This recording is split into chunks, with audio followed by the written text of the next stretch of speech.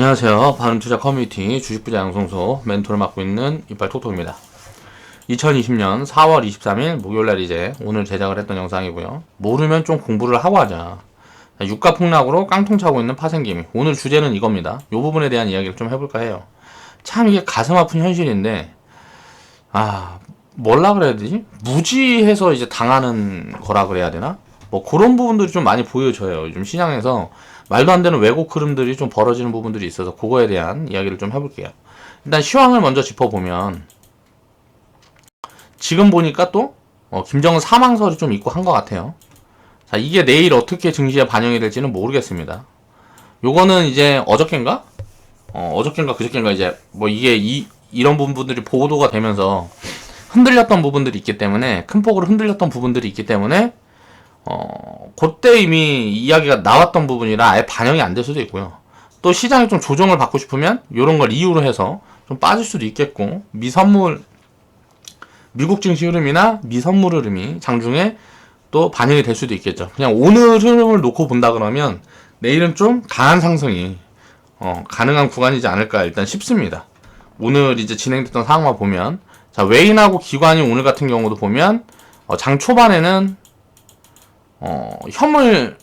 현물하고 선물을 현물하고 선물을 함께 이제 매도 포지션으로 진행이 됐었어요. 그러다 이제 이제 선물 흐름은 외국인 같은 경우는 선물이 올랐다 내렸다 하면서 이제 사는 포지션과 이제 파는 포지션이 막 좀 격돌하면서 이게 결국은 이제 하방 포지션으로 잡았던 것 같고, 기관 같은 경우는 거의 장 후반에 다 이제 수급에 좀 변화가 있었고요. 개인 투자자들 같은 경우에는 장 후반에 좀 이제 던지는 그런 흐름들이 많이 보여졌거든요.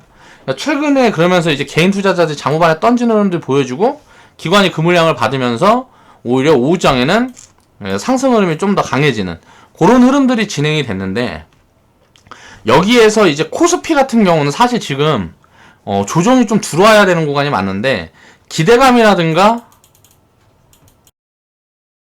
이제 뭐 실제 가치를 놓고 보면, 가치는 이제 올해 기준으로 놓고 보면 2020년도 기준으로 놓고 보면 1800에서 2000포인트 정도 보는 게 맞다라고 저는 이제 계속 방송에서 1400포인트, 1500포인트 있을 때부터 이야기를 했습니다. 그런데 지금 1900포인트 있으니까 요 자리에 지금 갇혀있는 구간이거든요. 근데 지금 시점이 어디냐 보면 4월이니까 아직 2020년까지도 한참 남았거든요. 그러면 보통 이제 증시가 6개월 선반영한다고 치면 6개월에서 12개월 선반영하는데, 이제 12개월 이렇게 선반영할 때는 보통 버블로 치달을 때 보통 이렇게 선반영이 되고, 보통은 이제 한 6개월 정도 이제 반영을 해서 지수단이 움직이는 게 대부분이거든요. 그런데 아직 올해 말까지만 해도, 내년으로 넘어가는 구간까지만 해도 지금 아직 한 8개월이 남아있는 상황이에요. 남은 기간이. 그럼 2개월치만큼 단기적으로 버블이 들어가 있다라고도 볼 수가 있는 거거든요. 자, 그럼 기대감으로 놓고 보면 부양책이라든가 이런 것들은 지금 2021년을 놓고 지금 자꾸 가고 싶은 거예요. 그러니까 올해 안 좋을 건 다 아는데 2020년도에 굉장히 좋을 거야 하고 이때 실적을 반영해야 돼 라는 그런 식의 움직임들이 지금 있는 거라고 보면 되거든요. 상반기에 이렇게 강하다는 거는. 그런데 2021년도에 얼마가 나올 건데 라는 건 아직 퀘스천이죠. 그리고 이게 아직 불안감이 남아있는 거예요. 4, 5월 달에 이제 실적 발표가 있으니까 이런 부분들이 얼마나 안 좋게 나올지 불안한 거죠. 자, 1분기 실적 발표가 있죠. 그래서 요 부분들 때문에 불안한 요인들이 있고, 또 컨센이 잡히거든요. 2분기 컨센이. 그럼 2분기는 더 안 좋을 거다. 라는 요런 컨센들이 지금 막 있기 때문에, 자, 요걸 반영해서 단기적인 흐름을 반영한다 그러면 밀려야 되는 거예요. 그러면 상방하고 하방하고 다 잡혀있는 모습인데, 기대감은 계속 상방으로 가고 싶고, 지금 가치로 놓고 보면 요 자리에서 머무르든가 살짝 내려오고 싶은 그런 밸류의 포지션이라고 생각을 하면 된단 말이에요. 가치 판단하기도 굉장히 어려운 구간이죠. 그런데 이게 저는 이제 어떤 판단을 하고 있냐면, 확실하게 버블로 들어가면 편하게 현금을 만들 수가 있는데, 이게 예를 들어 지금 구간에서 밑으로 빠지는 거는 하방폭도 많이 잡히지가 않기 때문에 현금을 자칫 만들었다가 버블 구간까지 들어와갖고 지금 자리에서 다시 사야 될 수도 있단 말이에요. 그럴 가능성들이 보여지면, 그렇게 대응을 이제 미스나서 엇박자를 타게 되면 빠질 때 이제 지수가 빠질 때 함께 빠지는 건 상관이 없는데 지수가 올라갈 때 거기서 소외되면 지수 수익률 대비해서 아웃퍼폼 수익률이 굉장히 손해를 많이 보거든요. 그래서 그런 부분에서 손해를 보지 않기 위해서 지금 현금을 안 만들고 견디고 있다. 라고 회원분들은 생각을 하시면 될 것 같습니다. 그러니까 하방폭이 많이 열려있지 않다라고 생각하기 때문에 만약 오면 그냥 두들겨 맞으면 되고, 지금 확실히 밸류로 놓고 봐도, 가치로 놓고 봐도 지금 올해 적정 구간까지 들어온 거니까, 이게 뭐 하반기 9월이나 10월에 이 정도 구간에 들어와 있다 그러면 이거는 그냥 끌고 가야 되는 포지션들이 맞다고 생각을 하는데, 상반기에 이 정도 구간에 들어와 있으니까 이거는 자 끌고 가기 조금 애매한 포지션들이 된다라는 거죠. 그래서 이 하방 포지션들이 나올 수도 있다, 이 확률이 조금씩 높아지고 있다라는 생각은 드는데, 여기서 한 번 더 튀었다 움직이게 될 경우에 지금 자리에 다시 사야 되는 포지션들이 나올 수 있다. 그러면 요런 것들 때문에 지금 밀리고 올라간다 그러면 이 폭이 크지 않을 거라고 생각이 되기 때문에 굳이 현금이 만들 필요가 없다라고 생각을 하고 있는 거거든요. 근데 이 단을 확실히 넘어가면, 코스피 2000단을 확실히 넘어가면 이거는 현금을 만들어도 이 밑에서 살 가능성이 굉장히 높아지기 때문에 그 구간에서 현금을 5%건 10%건 섞어보려는 생각을 하고 있는 거예요. 자, 이렇게 생각을 하고 있다고 회원분들은 생각하시면 되고요. 그리고 지금 두 번째 게 뭐냐면, 지수도 지수인데 코스닥이 650에서 700포인트를 넘어가는 구간에 나오면, 이게 나오면 이제 공매도가 그동안에 들어갔던, 헬스케어 섹터에 들어갔던 공매도 물량이 쫄리기 시작하거든요, 이건. 그러니까 이제 바로 손실 포지션으로 들어가기 시작합니다. 요 단이 넘어가기 시작하면. 전에 이제 뭐 1년 전에 들어가 있던 공매도 물량들도 다 손실 포지션에 들어가기 시작해요. 공매도 같은 경우는 이자도 굉장히 비싸거든요. 이자도 비싼데 이제 손실이 이제 진행이 되기 시작하면 공매도 매도는 매수거든요. 매수 압력이 계속 들어갈 수가 있어요.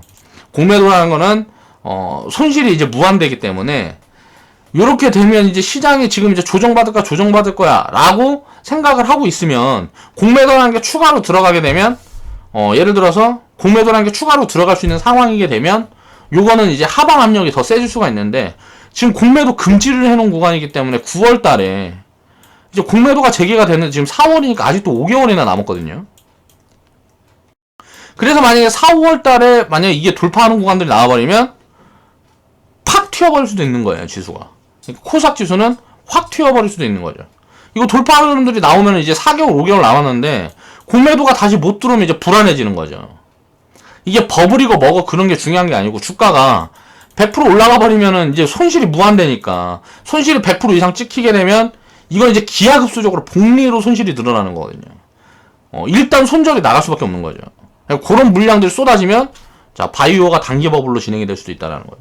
그래서 요런 포지션들이 오는데 요걸 놓치는 게 너무 아깝기 때문에 지금 구간에서 밀리는 건 사실 그렇게 부담되지 않는 구간이거든요. 헬스케어 섹터도 뭐 이제 특별하게 버블 국면에 있는 종목들 몇 개 빼고는. 그러면 왜 굳이 이제 지금은 이제 대응을 하지 말자 라는 관점에 시황관을 가지고 있습니다. 말이 너무 이제 복잡하게 얽혀갖고 설명이 됐는지 모르겠는데, 이제 회원분들한테는 회원 방송에서 좀 더 자세히 한번 풀어보고요. 조금 더 잘 이렇게 이해하기 쉽게 설명을 드려야 되는데 그런 부분들이 안 된 것 같아요. 좀 아쉬운 부분이 있어요. 제가 여력이 안 돼서 다시 편집을 하고 다시 영상을 제작을 하고 이렇게 좀 완성도를 높일 수 있는 노력을 못하는 걸 좀 죄송하게 생각을 하고요. 나중에 좀 이제 여력이 되고 하면 이런 부분들도 차츰 나아지겠죠. 오늘 그래서 주제는 유가 폭락으로 깡통 차고 있는 파생개미, 이 부분에 대한 이야기를 해볼까 합니다. 근데 지금 이게 저도 이제 전에 유가가 막 처음 폭락하고 했을 때 회원분들한테 이야기를 했었거든요. ETF라든가 ETN에 대해서 어느 정도 지식이 있는 분들은 지금 원유 선물 포지션 좀 취하면, 이제 매수 포지션 좀 취하면 야 분할로 뭐 1% 2% 담아놓고 이제 뭐 밑으로 내려갖고 20불 밑으로 떨어지면 이제 뭐 좀 더 담아갖고 운영을 하면 좋을 것 같습니다. 코멘트를 드리고, 이때 매수한 분들은 지금 그때 당시에 해서 제가 또 이 다음에 코멘트를 드린 게 있으니까, 이때 제가 그 다음에 괴리율이 너무 많이 벌어져가지고 지금 갖고 있는 분들은 무조건 다 청산하세요 라는 코멘트를 또 드렸었거든요. 채팅방으로 뭐 20%에서 뭐 70% 정도 수익 구간이 나왔을 것 같아요. 그때 날짜로 이제 돌이켜서 날짜로 제가 돌아가고 좀 정리를 해보니까 요 정도 수익 구간이 다 나왔겠더라고요. 근데 문제는 뭐냐면 지금은 완전 달라요. 그러니까 제가 20불 밑으로 떨어지면, 유가가 지금 이제 15불 밑에 있으니까 그러면 이제 다시 한번 노려볼게요 라고 얘기를 했던 거는 뭐냐면, 이 유가가 15불이면 지금 WTI 기준으로 만약에 15불, 뭐 13불, 11불 되는 것 같은데, 15불 밑으로, 이제 만약에 15불이면, 예를 들어서 ETF나 뭐 이런 것들은 보통 보면 이게 왜곡 흐름이 만들어져서 뭐 10불에 거래가 된다든가, 8불에 거래가 된다든가, 6불에 거래된다든가 이래야 되거든요. 지금 이제 뭐 빠져있으면. 그러니까 사람들이 공포에 잠식돼갖고 과매도가 나와서 괴리율이 거꾸로 벌어져야 돼요. 근데 오히려 상방으로 괴리율이 벌어져 있어요. 그러니까 이런 경우는 역사적으로 처음이라, 처음 있는 일이라 이해가 되지 않는 거죠. 그러니까 그냥 돈이 이상하게 버블을 만들어 놓은 거예요. 15불, 뭐 13불에 거래가 되는데 20불, 30불에 지금 거래가 되고 있단 말이에요. 막 괴리율이 그러니까 엄청나게 벌어져 있다는 거죠. 뭐 50%, 뭐 심한 거는 막 10배씩 벌어져 있는 것도 있어요. 그러니까 그러면은 어떻게 되겠습니까? 이게 폭락이 나올 때. 작살 나겠죠. 이런 부분들에 대해서 제가 회원분들한테 미리 코멘트를 다 드렸었습니다. 채팅방에서 다 코멘트를 드렸었어요. 리딩을 하면서. 결국은 그렇게 되잖아요. 그렇죠? 유가가 20불 밑으로 한번 내려올 건데, 그렇게 내려오니까 완전 작살이 나잖아요. 근데 문제는 뭐냐면, 지금 제가 이제 그때 요 밑으로 내려오면 장기적으로 이렇게 편입해보면 좋을 것 같아요. 그러니까 아시는 분들은 이게 괴리율 같은 거 살피지 못하는 분들은 하면 안 돼요. 이런 거는. 근데 그런 공부가 돼 있는 분들은 괴리율이 만약에 많이 없고 한다 그러면 편입해놓으면 결국은 지금 리바운드가 나올 수 있는 그런 포지션인 거는 누구나 알고 있단 말이에요. 근데 이게 누구나 알고 있는 게 이제 함정이 된 거지. 그래서 여기저기서 이런 소리를 들어, 이제 뭐, 동양한 개미들이, 여기가 뭐, 이게 파생이라는 게 뭔지도 모르고 배팅에 들어간 거예요. 쉽게 얘기하면. 그래서 버블을 엄청나게 켜놓은 거죠. 유가가 폭락하고 있는데 이게 상방으로 버블이라는 게 이게 말이 되냐고, 이게. 말도 안 되는 상황이 벌어진 거예요. 그래서 이런 것들을 이해를 하지 못하고 있기 때문에 무지에 대한 깡통이다. 모르니까 당하는 거야. 이 ETF가 뭔지, ETN이 뭔지도 모르면서 사는 거야. 이게 그러니까 큰 문제라는 거죠. 모르면 이제 공부를 하고 해야 된다는 거죠. 그러니까 일단 파생 상품이라는 거는 수수료가 많이 나갑니다. 파생이라는 거는 10% 올라갔다가 예를 들어서 10% 떨어져갖고 제자리 오면 본전이라고 생각하잖아요. 주식 같은 경우는 본전이죠. 근데 파생은 이게 본전이 아니에요. 올라갔다 내려오면 수수료가 발생합니다. 그래갖고 계속 장기적으로 보유를 하면 마이너스가 확대될 수밖에 없는 그런 구조를 갖고 있는 상품이에요.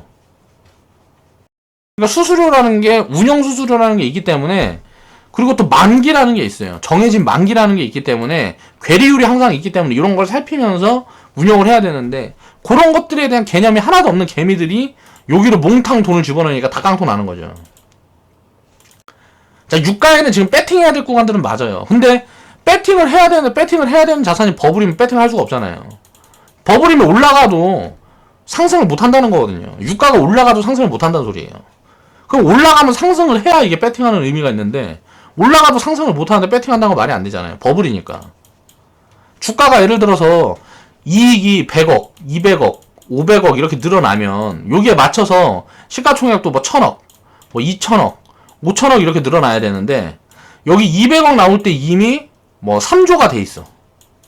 그러면 이게 500억으로 이익단이 이렇게 늘어난다 그래갖고 이 3조에서 이게 올라가냐 이거예요. 못 올라간단 말이야. 오히려 빠지지. 그러니까 유가가 올라가도 지금 ETF나 ETN은 빠질 수 있는 구조로 가 있단 말이에요. 지금 가격이. 이런 부분들에 대한 이해를 해야 된다는 거죠. 그러니까 급등이 진행이 되면 거기에서 차익이 조금은 나올 수 있겠지만, 급등이 진행되지 않으면 이거는 수익이 안 나는 그런 구조로 지금 가 있어요. 유가가 지금 급등이 진행되는 흐름들이 나올지 안 나올지는 지금 잘 모르겠는 게 뭐냐면, 전 세계 저장시설이 지금 다 차 있다는 이야기를 많이 나오잖아요. 그럼 실질적으로 감산이 진행이 돼도, 저장이 돼 있던 건 뭐예요? 저장이 많이 돼 있다는 건 뭐예요? 재고가 많다는 거잖아요. 그럼 이 재고 소진을 하는데 얼마나 걸릴지를 알 수가 없는 거죠. 이게 한 달에 걸릴지 3달에 걸릴지. 자, 그럼 이 재고 소진이 되고 감산이 지속돼가지고 감산이 지속돼서 유지되는 동안에 재고 소진이 된 후에는 급등할 수가 있겠죠. 그러면 이 흐름이 예를 들어 3개월, 4개월 지난다 그러면 지금 버블이 있는 구간에 3, 4개월이 그냥 이렇게 유가가 20불대, 30불대에서 흘러가 버리면 지금 ETF 6월물, 7월물, 8월물까지 다 이건 뭐 볼 게 없다는 거거든요. 그러니까 지금은 배팅을 하면 안 돼요. 그래서 그 부분에 대해서 배팅할 수 있는 자산들, 그런 것들도 이야기를 한번 해보겠습니다. 파생이라는 거는 항상 깡통을 담보로 하는 투기 상품입니다. 그러니까 변동성이 큰 부분들이고 요런 거에 레버리지가 들어간 부분들이기 때문에 거의 이거는 굉장히 투기 상품이라고 생각을 해야 돼. 그래서 투기 상품이지만 깡통을 보고도 수익이 예를 들어서 수익이 날 때 500%, 뭐 300%, 1000% 가능하다 그러면 이 확률이 뭐 지금 배팅하면 한 50% 이상 될 것 같다. 이걸 먹을 수 있는 확률이 손실은 100%니까요. 자, 이 100%의 손실을 감안하고 요런 수익 가능성이 있기 때문에 배팅을 해볼 수가 있는 거거든요. 그러니까 요번에 같은 구간도 그런 구간인 게 사실이에요. 그런데 버블로 진행되어 있기 때문에 이게 지금 안 먹히는 상황이 온 거죠. 자, 뉴스들을 보면 63원짜리 ETN을 650원에 거래를 하고 있어요.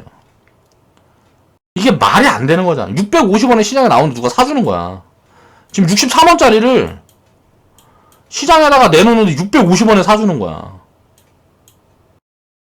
얼마나 땡큐예요, 그쵸? 파는 사람 입장에서.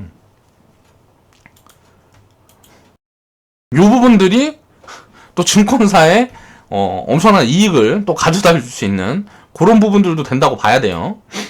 국제유가의 급락세 속에서 원유 상품에 대거 투자한 개인 투자자들의 손실이 불가피해졌다. 지금 뭐 6월분 그러니까 ETF라는 게 이게 현물의 가치가 없는 게 아니고 예를 들어서 만기가 오면 현물로 받든가 아니면 2월을 시켜야 되는데 만기가 왔는데 이거 저장 공간도 없는데 이거 원유를 일반 여기 ETF, ETN 산 사람들이 어떻게 받냐고. 못 받잖아요, 그걸. 내가 현물로 기름을 받을 수가 없잖아. 1000만원어치 나한테 기름을 줘 해갖고 기름을 받으면 뭐 예를 들어서 운송료라든가 뭐 요런 것까지 다 지불을 해야 되는데 그냥 깡통이 낫지. 뭐 원유 공짜로 주면 뭐 할 건데 운송료라든가 이런 게 훨씬 비싼데 저장 공간 빌리는 게 훨씬 비싼데 기름값보다. 그러니까 이런 부분들에서 이제 만기가 다가오니까 막 2월 시키는 상품이 엄청 많고 이거를 내가 받겠다. 이거 기름을 내가 받겠다. 하는 사람이 없으니까 어떻게 돼요? 막 마이너스 37불 역사적으로 처음 있는. 그러니까 유가를 뭐 1배럴을 받으면 37불씩 주는 거야. 37,000원씩 준다고요. 유가 1배럴을 받으면.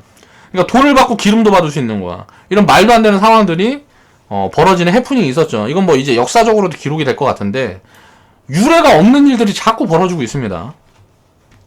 레버리지 원유 ETN 유가 50% 떨어지는 날엔 투자금 전액 날린. 지금 얘네들 13불이면 유가가 뭐 7, 8불 딱 찍고 올라가면 이거는 깡통나고 올라가는 거예요. 그러니까 유가가 예를 들어 13불이다. 근데 이게 뭐 7불 딱 찍고 올라가면 이건 뭐 그냥 깡통 나고 날아가는 거거든요. 그러니까 이런 부분들에 대한 뭐 대비가 없으면 지금은 이제 이게 언제 또 이렇게 될지 모르는 거예요. 이게 만약에 경제재개가 조금 미뤄진다거나 뭐 이런 부분들이 진행이 되면 5월달에 지금 경제재개 얘기들이 다 나오고 있는데 이게 뭐 6월까지 미뤄지고 뭐 이렇게 되면 한 달 만에 또 파생시장 이게 충분히 가능하다. 지금 시나리오가 가능한 시나리오다라고 생각을 해야 되거든요.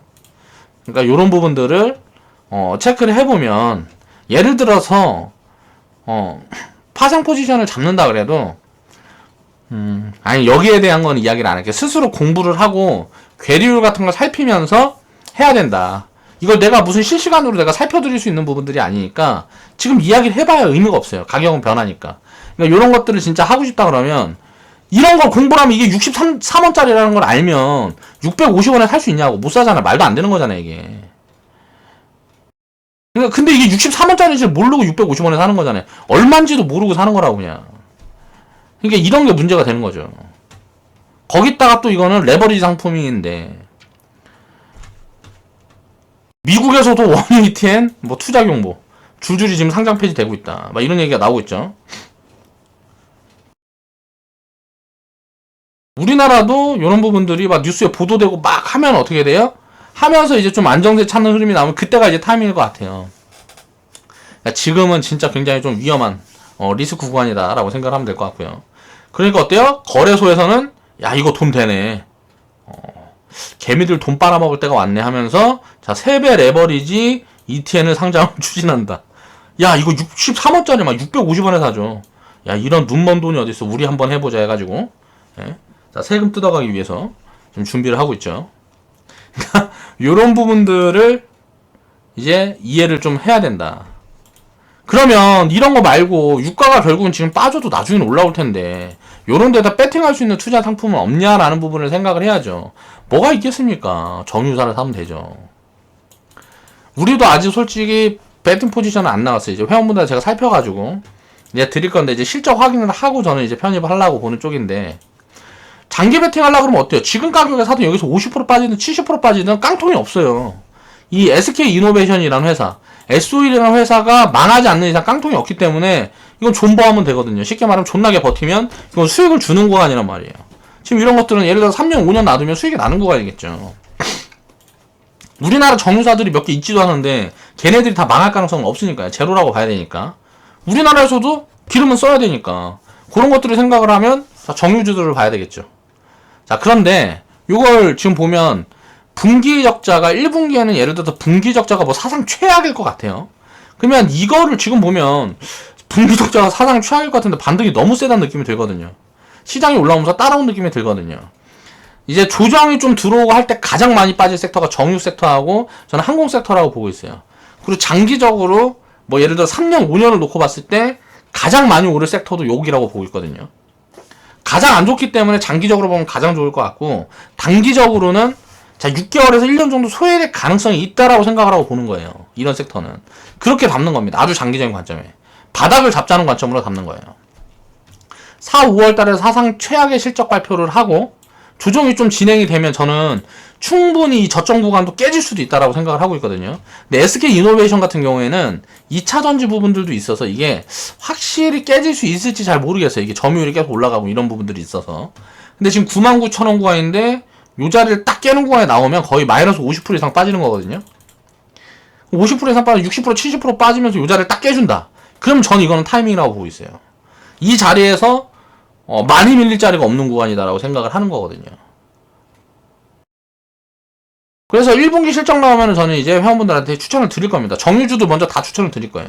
자, 항공주들도 마찬가지고. 그러니까 1분기 실적이 나오는 5월 이제 중순 말, 중순에서 말, 이제 뭐 대형주들 같은 경우는 이제 4월달에 실적 발표하면 그 흐름들을 보고 또 한다든가, 아니면 이제 이게 센티라는 게 있어서 4월달에 대형주들 먼저 실적을 발표를 해도 5월 중순경이나 뭐 이때 중소형주들이 이제 뭐 실적 발표를 하는데 이쪽 관련된 섹터가 굉장히 안 좋게 반영하면 함께 또 끌어내릴 수가 있기 때문에 그런 부분들까지 체크를 해서 저는 5월달 중순이나 말경이나 봐가지고 편입을 하는 게 저는 가장 좋은 포지션이라고 생각을 해요, 개인적으로. 그래서 그냥 장기 보유하면 돼요. 한 6개월에서 1년 정도 소요될 수도 있다라고 생각하고 박아놓는 거예요. 네. 아주 그러니까 뭐 3년 5년 내에 바닥일 가능성도 굉장히 있기 때문에. 그래서 정유주 같은 경우는 예를 들어 빠져도 장기적으로 예를 들어 지금부터 산다 그래도 이게 뭐 50%가 빠지건 70%가 빠지건 이 자리는 넘어갈 거거든요. 예를 들어 뭐 몇 년 보유를 한다 그러면 그런 관점으로 투자를 해야죠.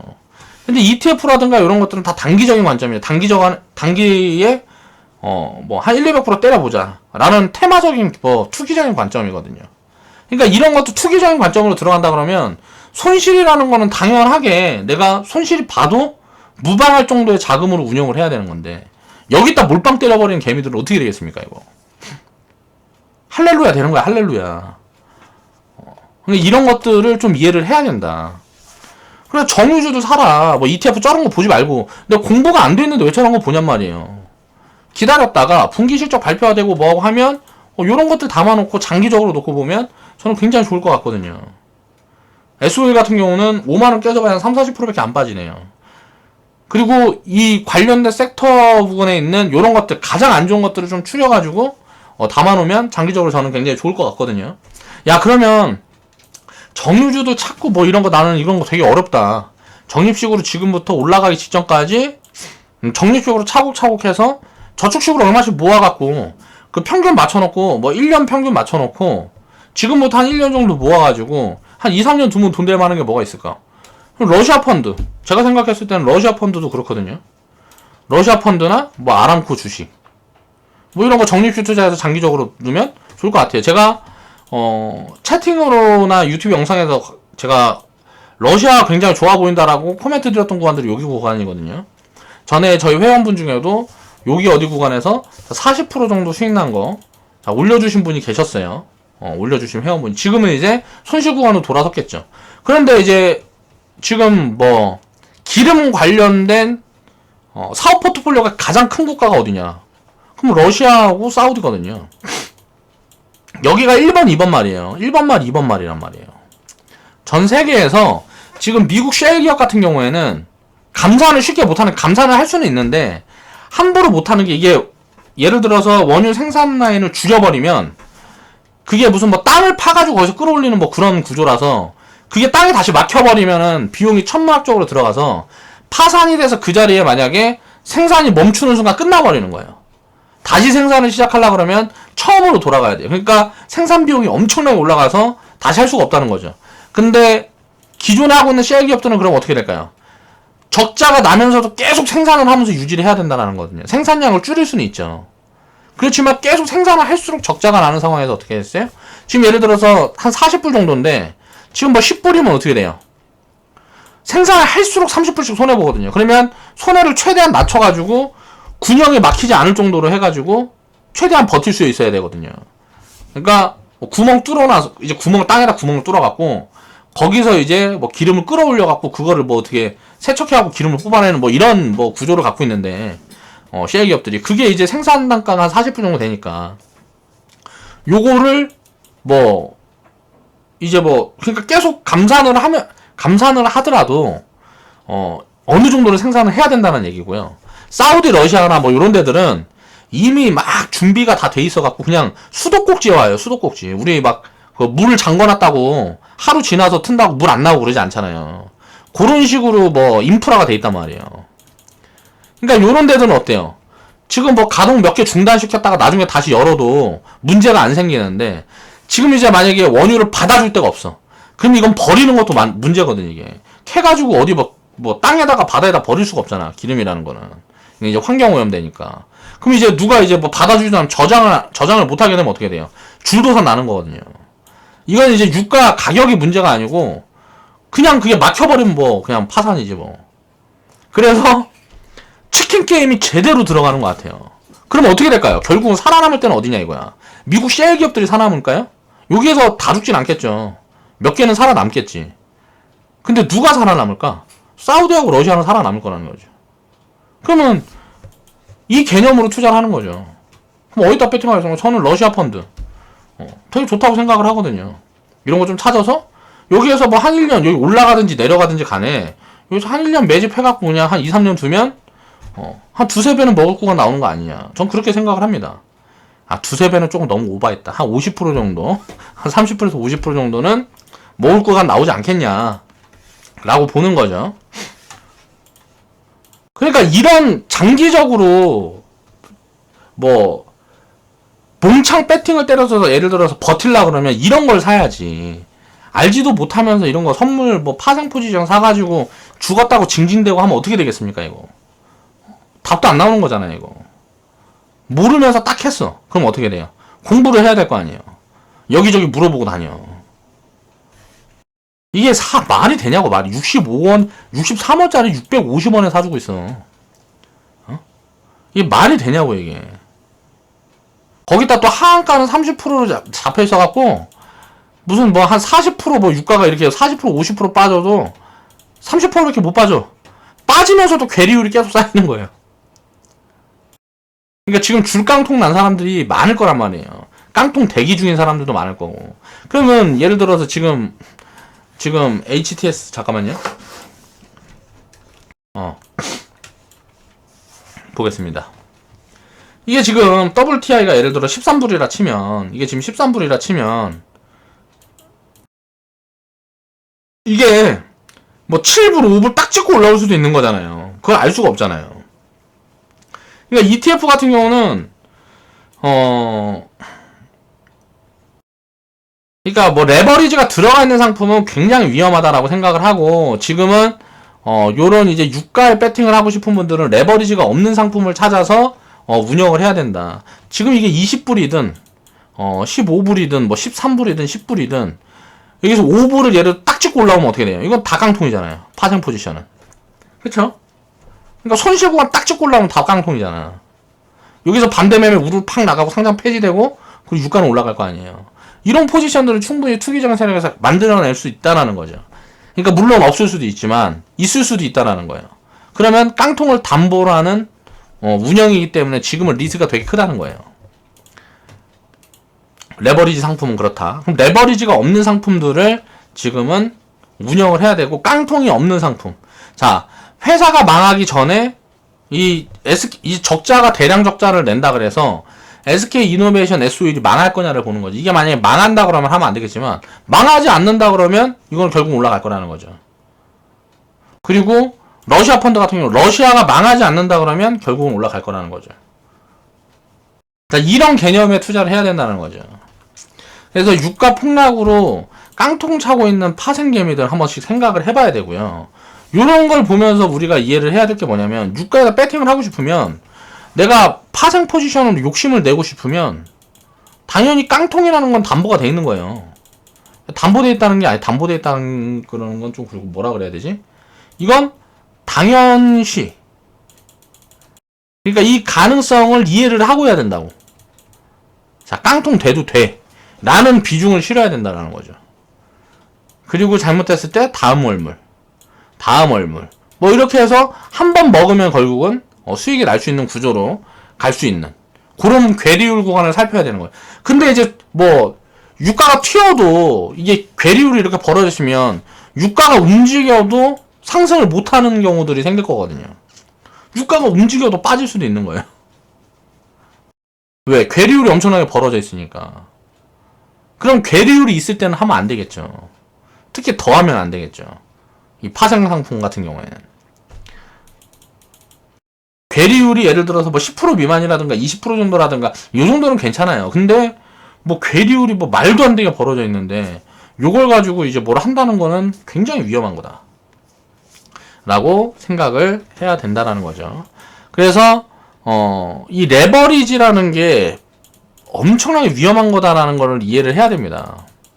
이거 레버리지라는 건 쉽게 말하면 부채랑 같은 개념이기 때문에, 자, 곱하기 2상품, 곱하기 3상품은 더 빠르게 깡통이 나올 수 있는 거예요.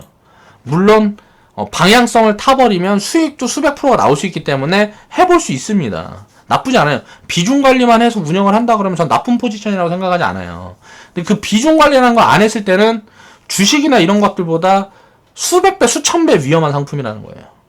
그런 걸 이해를 하고 있는 사람들만 운영할 수 있는 자산인데, 그렇지 않은 개미들이 여기다가 어떻게 해보겠다고, 뭔지도 모르고 얼마인지도 모르고 얼마짜리인지도 모르는데 갖다가 배팅을 하는 거잖아요. 그럼 뭐 어떻게 되겠습니까? 예전에 튤립 사태 때 튤립이 집 두 채, 튤립 하나의 가격이, 꽃 한 송이 가격이 집 두 채였대요. 이걸 상식적으로 설명이 돼요? 야, 그냥 그렇다니까. 야, 집 두 채에 가치가 있어 하고 일단 배팅하다가 누가 이 튤립을 밟아서 이게 죽여버렸대. 그러니까 집 두 채 날라갔잖아. 소송을 걸었어. 법원에서. 튤립이랑 비슷한 꽃 하나 주고 끝내요. 이 사람은, 소송 건 사람은 집 두 채 받겠습니다 하고 소송을 걸었는데, 그럼 튤립의 가치를 법원에서 얼마를 판단해 줄 거냐? 튤립은 그냥 꽃이잖아. 이게 무슨 자산 가치가 있어. 그냥 꽃 하나 무슨 뭐 예를 들어서 뭐 개나리 하나 주고 끝내. 개나리 묘목 하나 주고 끝내 라고 하니까 어때요? 그때부터 튤립 뭐라 그래야 돼? 튤립 가격이 그때부터 꺾이기 시작해갖고 개똥이 됐다, 뭐 이런 이야기가 있거든요. 진짜 이게 현실로 있었던 일이니까 그런 것들을 이해를 해야 돼. 이게 가치가 있는 상품, 가치가 얼마냐 라는 부분들을 탐구하려는 노력을 해야 된다는 거죠, 투자자라면. 그냥 그 부분들에 대한 공부가 안 돼 있는 분들은 사실 이거 깡통 놔도 됩니다. 내가 몰라서 깡통 놨어, 그럴 수 있지. 사람인데 실수를 하지. 근데 이게 이제 몰빵을 태워서 깡통 났다 그러면 문제지 이게. 그렇잖아요. 이게 몰빵을 태워서 깡통 났다 그러면 이건 누구한테 하소연 할 거야. 근데 비중을 얼마큼 잃었다. 아, 이것도 경험이지 뭐. 다음에 해갖고 더 많이 먹으면 되니까. 그런 거는 괜찮다. 다만 요런 부분들로 인해서 뭔가 교훈이 있어야 되는 거죠. 깡통을 찬 사람들도 교훈이 있어야 되는데, 어떤 교훈을 가질까요? 이런 사람들이. 야, 투자라는 거는 전부 다 투기야. 자기가 투기를 해놓고 이걸 이제 인정을 안 하는 거죠. 내 탓이 아니야. 저 개새끼들이, 저 거래소 그 새끼들이 이런 거 거짓으로 나한테 팔아가지고 내가 손해본 거지 내 탓이 아니야. 막 이런 식으로 한다고. 얘기를 한다고. 제정신 아닌, 내가 제정신인지 제정신이 아닌지를 스스로 돌아보면서 깡통이 만약에 난 분들도, 요런 것들을 인정하고 내 실수를 인정을 하고 다음부터 이런 실수를 하지 않기 위한 공부를 하고 노력을 해야 되겠다. 라는 이야기를 마지막으로 오늘 방송은 마무리해 보겠습니다.